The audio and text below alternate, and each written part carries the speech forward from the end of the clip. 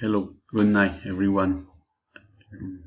Entonces continuamos aquí se les intenta grabar un audio MP3 pronunciando las siguientes frases, pero pues me queda más fácil hacerlo por este medio.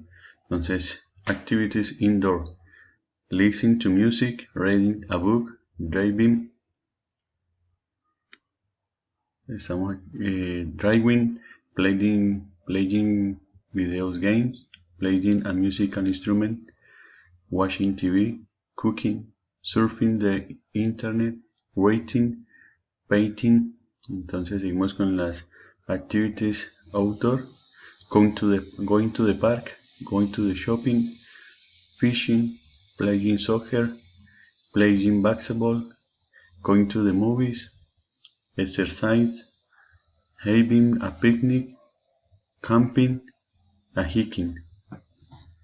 Thank you. See you later.